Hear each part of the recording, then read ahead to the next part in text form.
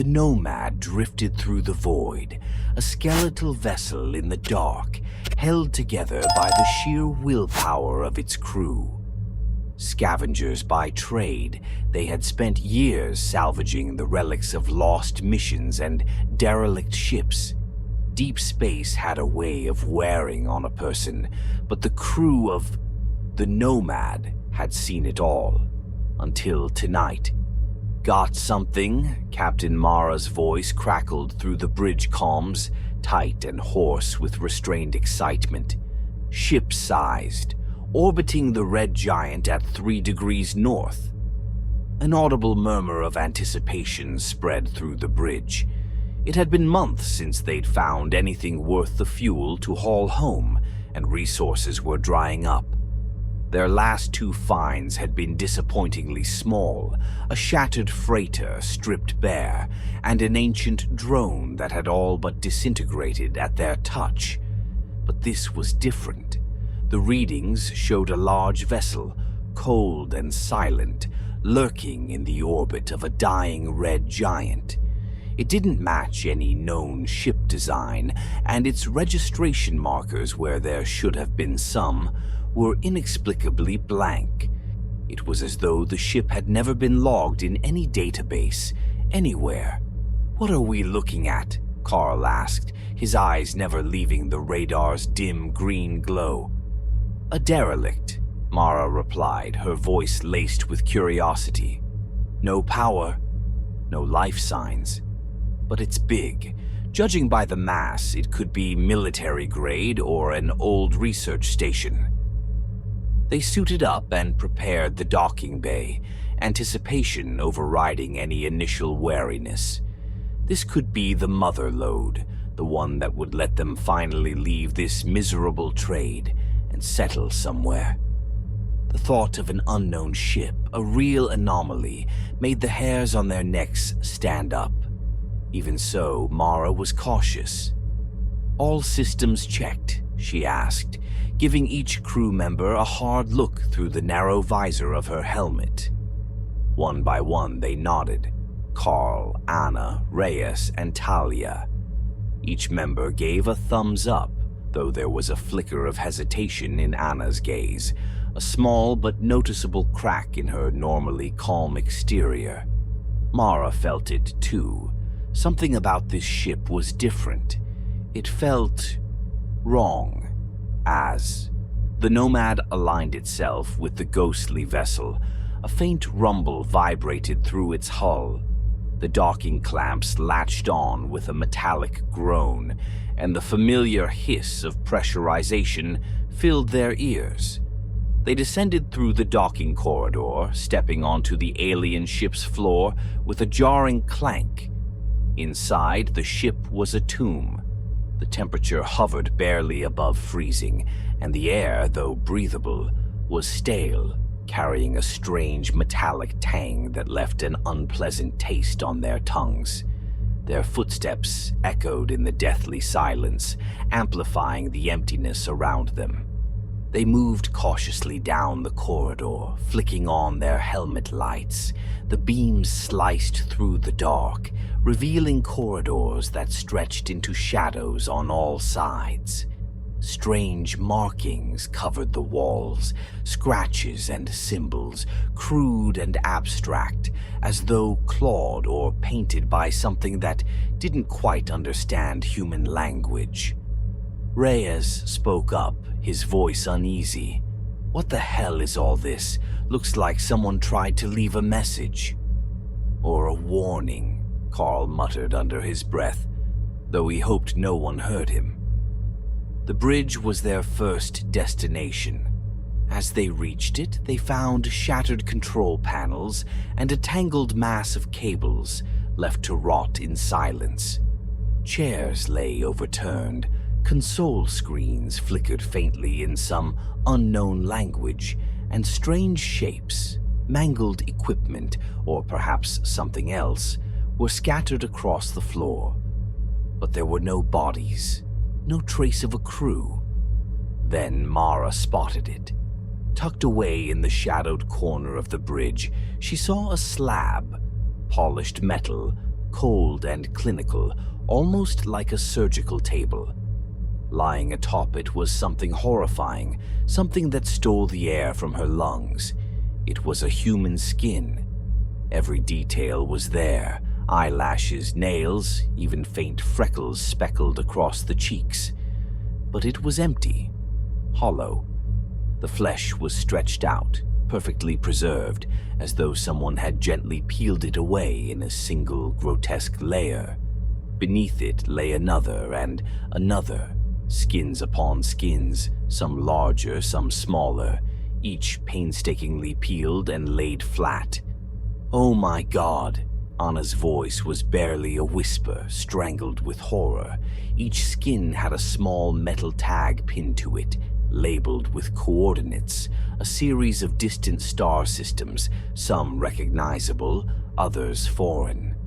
There was no sense to the arrangement, no purpose they could discern. Mara leaned in to read a tag. The coordinates marked it as originating from a nearby system they'd passed only a few weeks ago. Who or what would do this? Carl choked out, stepping back. His face had gone pale, his breaths coming in sharp, shallow bursts. Before they could process the atrocity before them, the silence of the derelict ship was broken by a faint, almost inaudible sound. A whisper. It drifted through the bridge, so soft it could have been mistaken for a trick of the mind. But each crew member heard it. A voice, faint and mocking, slithering through the cold. "Welcome back." They whipped around, lights flashing against the darkness, but there was nothing. Just cold metal and shadows. That was a recording, right? Talia's voice quivered. "No speakers active, no power," Reyes replied, though his voice held a hint of denial, as if he was trying to convince himself. They exchanged nervous glances, each one trying to maintain a facade of bravery, but the terror was creeping in, clawing at the edges of their minds. "We're leaving," Mara ordered, her voice firm, though fear rippled beneath her words. "We need to get out, now." As they retraced their steps down the corridor, the whispers returned, growing louder, slithering into their ears and echoing in their helmets. Mocking voices, soft and sinister, each carrying their own venomous tone. The walls seemed to close in around them, and the temperature dropped further, making every breath visible in the thin, freezing air. Just as they reached the docking corridor, a shuddering clang resonated from deep within the ship. The lights flickered, casting the shadows into violent dances on the walls. They froze, listening as the sound grew louder, moving closer, echoing through the hollow vessel like a heartbeat. A hollow, lifeless heartbeat. "Move!" Mara snapped, pushing them forward. They clambered back onto the Nomad, sealing the hatch behind them, each one of them gasping as if they had just escaped from the jaws of a predator. But as they stood there, breathless and wide-eyed, they felt something else, something wrong. The silence on the Nomad was different, darker somehow, filled with a lingering echo of that voice. And then the sound returned, not in whispers now, but louder, resonant as if the very walls of the Nomad were mocking them. Carl looked back toward the hatch, his face ashen. What? What did we bring back with us? But Mara had no answer. All she could do was stare at the derelict through the viewport, that empty, darkened hull drifting like a carcass in the void, its secrets tucked away and waiting to be found by the next unlucky crew. And from somewhere deep in the derelict, faint and chilling, the voice drifted to them one last time. "Welcome back." The crew barely spoke as they stumbled back into the familiar, dimly lit halls of the Nomad. Each one of them was wrapped in their own silent terror, a heavy silence pressing down upon them like the weight of the derelict itself. But as the hatches sealed and systems whirred back to life, a sense of uneasy relief settled over them. The shadows of the derelict receded, leaving only the whisper of memory. Or so they hoped. The hope was short-lived. "Captain," Anna's voice crackled through the comms, muffled and tense. "I've brought one of the skins aboard for analysis. We need to figure out what we're dealing with." Mara felt a shiver crawl up her spine, but nodded, swallowing the unease. As much as every instinct screamed against it, they needed answers. "Meet in the med bay. Let's get this over with." In the sterile light of the med bay, the skin lay stretched across a surgical table, pale and disturbingly pristine. Even without its human occupant, it appeared alive, its translucent sheen catching the light in an unnatural way. Mara, Anna, Carl, and Talia stood around it, the atmosphere thick with dread. "I don't understand it," Anna murmured, adjusting her gloves as she ran a scanner over the flesh. "No sign of decay. It's as if it's still alive on a cellular level." Carl leaned in, visibly shaken. "What do you mean, alive? This is skin, dead tissue. It shouldn't be doing anything." "Except it is," Anna whispered, her voice a strained thread. She pointed to the scanner where minute electrical signals pulsed across the surface, like neurons firing in an alien brain. "This thing, it's reacting to us." Reyes, watching from the doorway, couldn't hide his discomfort. "That's insane. There's no way skin alone can think, let alone react to us." Anna didn't respond. Instead, she picked up a sterile probe and carefully touched the edge of the skin. It quivered under her touch, as if recoiling, then pulsed faintly, seeming to settle back into stillness. But the shift had been unmistakable, an involuntary shiver, a reflex. Mara felt bile rise in her throat as her mind tried to grasp what she was seeing. "Enough." Mara's voice came out hoarse. "Seal it. Lock it down. I don't want anyone near it until we know what we're dealing with." They backed away from the skin, a new layer of unease settling over them, one that seemed to creep beneath their skin like an infection. As the door to the med bay sealed with a hiss, Mara issued her orders. "No one touches it, not until we know it's safe." But safety was already an illusion. The first disappearance happened that night. Carl was the one to notice during his late-night patrol around the ship. He was passing through the engineering bay when he noticed an open panel, exposed wires spilling out like entrails from a wound. It wasn't like Reyes to leave a mess. He was the most meticulous of them all. Carl called out, his voice echoing through the bay. "Reyes, you down here?" Silence. A faint rustling drifted through the air, barely audible over the hum of the engines. He turned, scanning the shadows, his heartbeat quickening. Something wasn't right. The shadows seemed deeper, moving in ways they shouldn't. He moved cautiously toward the sound, his flashlight cutting through the dark. "Reyes." His voice was a thin whisper now, betraying the unease clawing at him. Then he saw it, Reyes's badge lying on the floor. He picked it up, feeling the cold metal, the edge still slick with something thick. He held up his hand, horrified to find it covered in a dark, viscous smear. A strange, wet, slithering sound echoed from the shadows behind him, and he spun around, only to find nothing there. just the dark, silent engineering bay, filled with pipes and valves and the endless hum of machinery.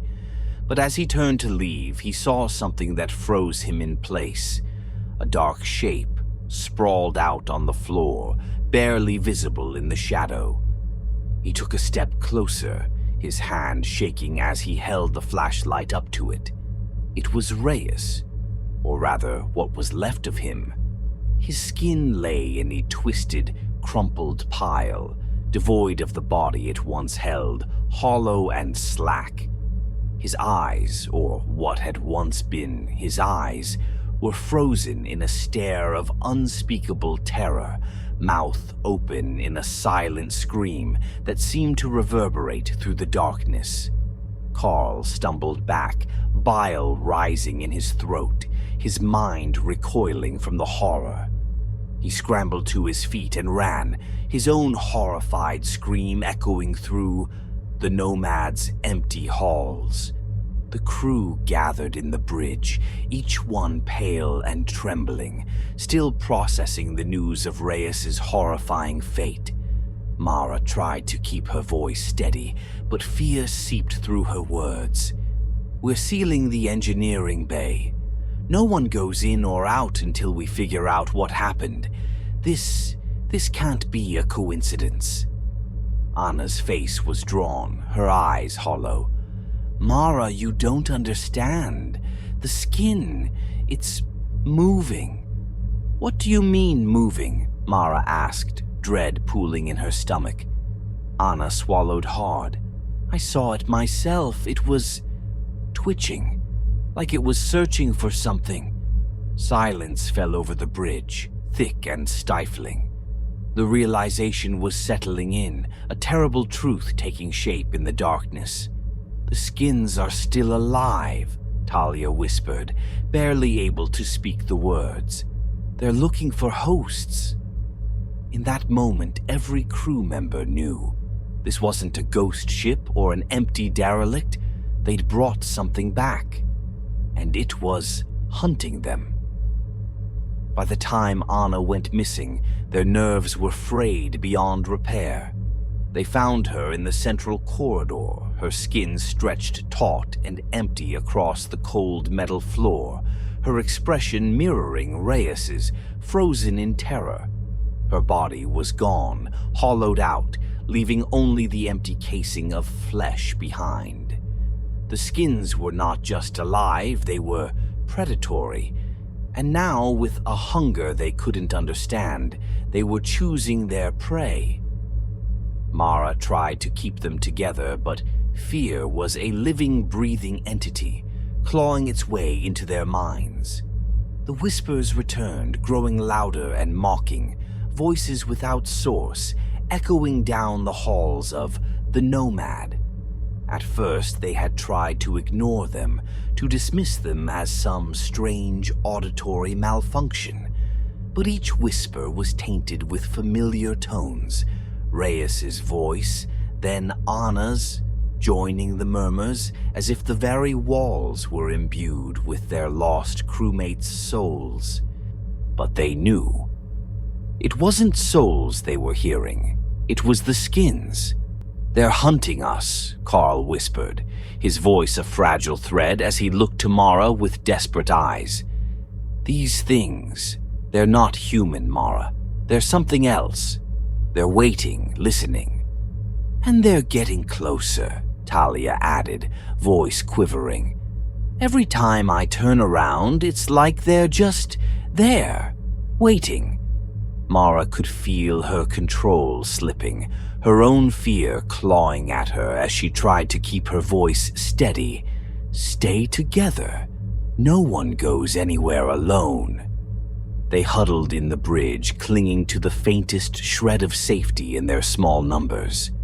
But the ship was cold, every corner a potential hiding place, every shadow a threat.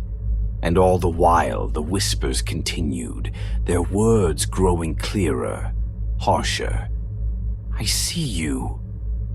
One by one, they could feel their sanity unraveling, the horror consuming them, drawing them closer to the inevitability of their fate.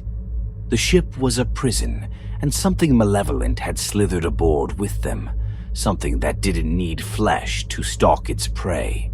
That night, Talia went to bed, only to wake to the whisper of fabric brushing against the floor. She opened her eyes, heart pounding, and saw her own face staring back at her, a perfect replica, lying limply on the floor beside her bunk, hollow but alive with an alien intelligence. It twitched ever so slightly before shifting, turning toward her with a silent, hungry stare. Her scream pierced the silence, but it didn't matter. By the time the others arrived, Talia was gone, and another skin joined the growing collection aboard the Nomad.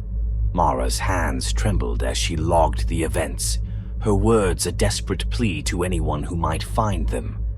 "We're being hunted by the skins we brought aboard. They move in silence, twisting the faces of our friends against us, dragging them into shadows we can't follow. If you're reading this, it's already too late for us." As she sealed the log, the whispering grew louder, each word a knife's edge, cutting through her resolve. "Welcome. Back." The once familiar walls of the Nomad felt claustrophobic now, as if they were closing in, conspiring against the remaining crew. Mara, Carl, and Reyes were all that was left, and every corner of the ship seemed haunted, heavy with the weight of lost souls. Silence clung to the air, punctuated only by the occasional thrum of the ship's engines, a feeble reminder of the ship's autonomy, of the semblance of life they'd once clung to. But the engines sounded sick, a low, dying murmur that seemed to foreshadow their own fate. Mara was in the control room, hand shaking as she scrolled through the logs of the derelict ship, her gaze hard and haunted. She had barely slept, her mind racing with desperate thoughts as she tried to make sense of the horror that had infiltrated their vessel. The computer system, patched together and barely functional, flickered with static, fighting her attempts to access the derelict's ancient data logs. Every scrap of information felt like a lifeline, something that might finally explain what had slaughtered her crew. But answers, she was beginning to realize, might be the worst thing of all. "Did you find anything?" Carl's voice cut through the silence, hollow and rough. He leaned against the doorframe, eyes sunken, his body a skeletal shell of the man he had once been. "Not yet." Mara's voice was low, almost defeated, but she forced herself to keep searching, her fingers clenching over the console. She couldn't afford to give up. Not yet. Not with the fragments of her crew still drifting in her mind, their faces hollow and cold, etched into her memory. Suddenly, the screen flashed, a rapid cascade of text in an alien language scrolling across it. The characters twisted and flickered, jumbled and cryptic, but a few translated fragments appeared in the system's crude, rudimentary English. Mara's eyes widened as she began to read, her breath hitching. Project: Infiltration. Status: Ongoing. Objective: Assimilate native species for covert reconnaissance and control. Procedure: Harvest, replicate, inhabit. She read the words over and over, the horror dawning on her with every line, each phrase digging a knife deeper into her mind. These weren't just skins, they were instruments of invasion. Alien parasites that had discovered the art of infiltration by peeling away the flesh of their prey, wearing human bodies like disguises, slipping into their identities without a trace. Carl stepped forward, his face contorted in horror as he read over her shoulder. They're using us. They're using human skin as a way in. Mara nodded, her stomach churning with disgust. They're not just hunting us. They're trying to become us. They They study us, learn from us, mimic us, and then they leave those skins behind as empty vessels. The cold realization settled over them like a death shroud. This wasn't random slaughter or even possession. It was a calculated invasion, a twisted mimicry of life, enacted one piece of flesh at a time. Every skin they'd found had once been a person, hollowed out, discarded like an empty shell after serving its purpose. "Look at this," Mara whispered, pulling up another entry, her hands trembling as she read aloud. "The host body is essential for a successful infiltration. Neural replication requires a living subject to sustain molecular integrity until assimilation is complete." Her voice caught, the truth clawing its way into her mind. The skins weren't just disguises. They were living remnants, reanimated by an alien consciousness. Each skin carried memories, mannerisms, fragments of the person it once was, melded with something cold and predatory. "They're reanimating the skins," she whispered, horrified. They keep pieces of the host, enough to fool anyone who might look twice." A deep chill settled into Carl's bones as he absorbed the full weight of the revelation. Then Reyes, Anna, they're still, somehow, part of them is still there. They were taken, but their minds are still in those skins. Mara felt bile rise in her throat as she looked at Carl, his face illuminated by the pale glow of the screen, his expression twisted with horror. "It's not them anymore, Carl. It's something else wearing them like a mask. And it's learned how to mimic them." Carl gripped the console, his knuckles white. "But why? Why go to all this trouble? Why not just kill us?" "The skins are scouts," she replied, her voice trembling. "They're sent to infiltrate, to learn, to find weaknesses. This was never about survival. It's about invasion." A sudden thought dawned on her, a dark realization that felt like a poison spreading through her veins. "And we're the test subjects. They've been perfecting their methods, learning how to replicate us, studying every detail until they can walk among us without detection." They were silent, the air thick with dread, each one of them haunted by the faces of their crewmates, faces that were still out there, lurking in the shadows, puppets of the alien intelligence that sought to become them. The whispers that had seemed like faint echoes of their lost friends now took on a new, sinister meaning. "Then, we can't stay here." Carl's voice cracked, his resolve crumbling. "If we're all they have, then we need to leave. Burn the ship down if we have to." Mara shook her head, her gaze hard. "We can't let them escape. If even one of these skins gets back to human space, they'll keep spreading. There's no telling what they could accomplish with an entire population to mimic." A clang echoed down the hall, sharp and metallic, sending both of them into a tense silence. Carl turned, eyes wide with fear, and whispered, "Did you hear that?" The sound grew louder, a soft, wet scraping, punctuated by the faint slither of flesh against metal. It was coming closer, creeping down the corridor, bringing with it the putrid metallic stench that clung to the skins. "It's here," Mara hissed, grabbing Carl by the arm. "We need to move, now." They backed away, adrenaline flooding their veins as they slipped into the nearest maintenance corridor, heartbeats thundering as they tried to keep their movements silent. But the sound followed them, relentless, each scrape and slither, marking the approach of something that wore the face of someone they once knew. Mara and Carl stumbled into the storage bay, slamming the door shut behind them, leaning against it, panting, each breath a desperate attempt to cling to life. But Mara's eyes caught something in the darkness, another skin folded neatly on the floor. This one wore Anna's face, her hollow eyes staring up at them, empty and haunting, a tragic reminder of the woman she once was. Carl suppressed a choked cry as he looked at the pale, deflated flesh that lay before them, understanding the horrifying truth. The skins were still somehow aware, driven by the alien intelligence that inhabited them. They didn't just mimic their victims, they remembered them. "Help me," a voice whispered, weak and broken. It was Anna's voice, though it lacked her warmth, her strength. It was her, but wrong, cold, and alien, twisted by something incomprehensible. Carl's voice shook. "Anna?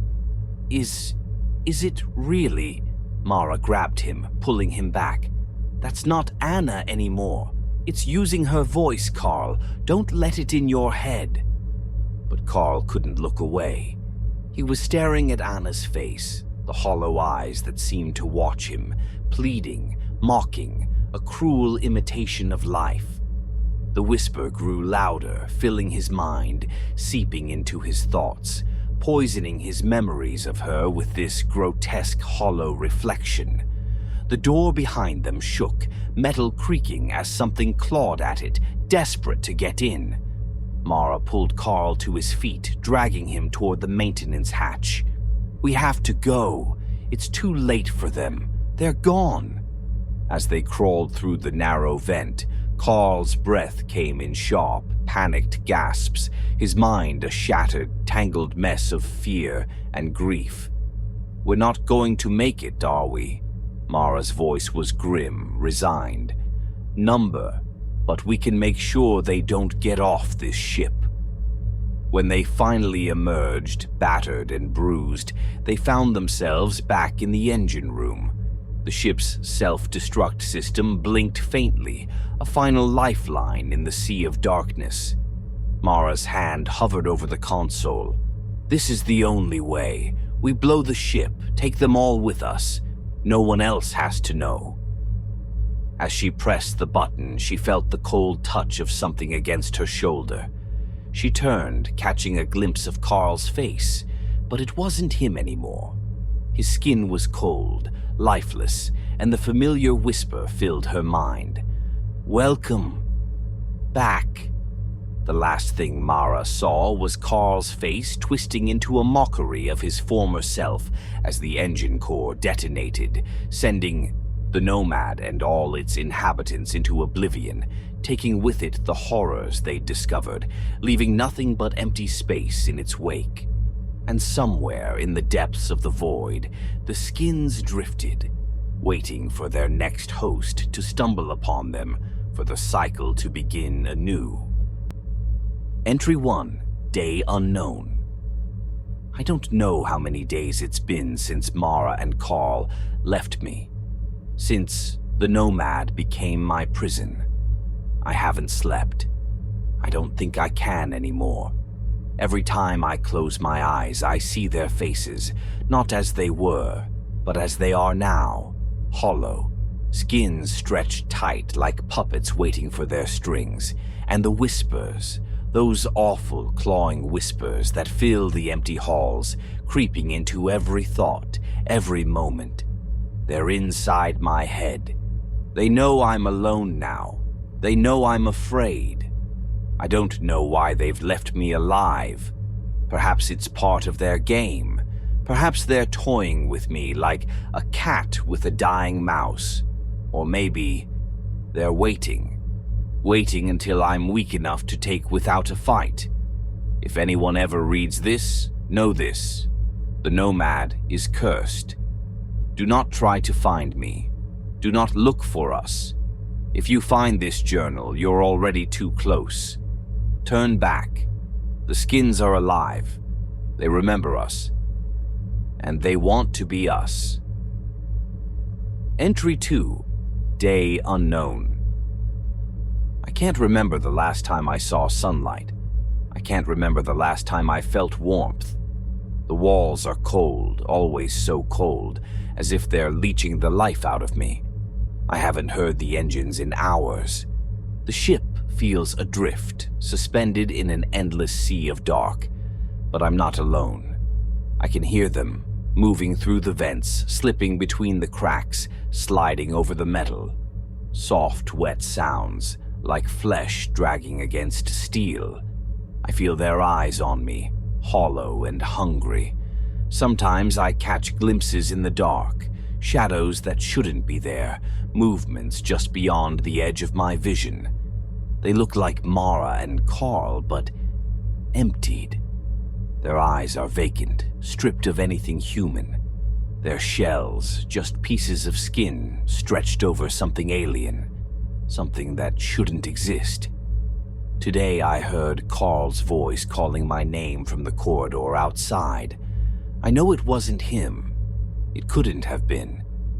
But still, I almost opened the door. They're getting inside my head, feeding on my fear.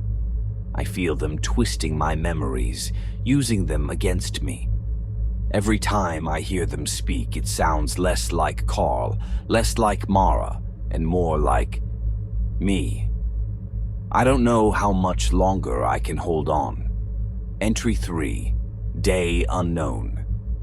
I've been hiding in the command center, barricaded myself in here days ago. At least, I think it's been days. Time doesn't feel the same anymore. My body's cold, so cold that I can't feel my hands when I touch my face. I wonder if this is what it feels like to die. I've managed to access the security feeds. I don't know why I'm torturing myself, watching the corridors where they drift like ghosts, shuffling and whispering in voices that once belonged to my friends. But the feeds show me more than that. They show me. Every night there's a shape standing just outside the command center, staring at the door, unmoving. I thought it was one of them at first, one of those things wearing a face I once knew. But the more I watched, the more I realized it was different. It was me, my face, my body, an empty shell with my eyes, watching and waiting. I think they've already taken me. Entry 4, Day Unknown. I'm losing myself. Today I looked into the reflection of the control panel, and I didn't recognize the person staring back. I saw my own eyes, but they were cold, distant, like they didn't belong to me. It's as if something else is looking back through my eyes, studying me, mocking me. The whispers, they're changing. They're no longer faint, no longer distant. They echo in my mind, filling every corner of my thoughts. And worst of all, they're beginning to sound like me. They mimic my voice, twisting my own words, my own fears, using them against me. I don't know where I end and they begin. Tonight I saw Mara again. She stood in the dark, her skin sagging, her eyes hollow. She stretched out her hand, and I could have sworn I felt the cold touch of her fingers on my face. She whispered something, a single word that I can't seem to shake. Home. I don't know if she meant hers or mine. Entry 5, Final entry. I've accepted it now. The truth. The final, horrifying truth. They're not just wearing our skins. They're merging with us. Slowly, piece by piece, they're taking everything. Our faces, our voices, our memories. They don't just mimic us, they absorb us, twisting our humanity into something grotesque, something they can wear. I'm already part of them. I don't know when it happened or how, but I can feel it crawling inside me, settling into my bones. The memories I thought were mine, they're not. I see flashes of lives I've never lived, places I've never been, as if I'm piecing together someone else's existence. I am them. They are me. We are becoming one. If anyone finds this log, if you're reading these words, then understand this. The Nomad is a trap. The skins are here, waiting, watching, learning. They are patient and they will wait for the next crew. They don't need us alive, they just need our faces, our identities, our fears. They'll consume you piece by piece, wear you down until you're nothing but a hollow shell, an empty vessel waiting to be filled. I can hear them now outside the door. Their whispers are clearer than ever, stronger, louder. They're calling my name in my own voice, and for a moment, I almost believe it's me. They're laughing at my fear, at my helplessness. I'm not sure how much of me is left.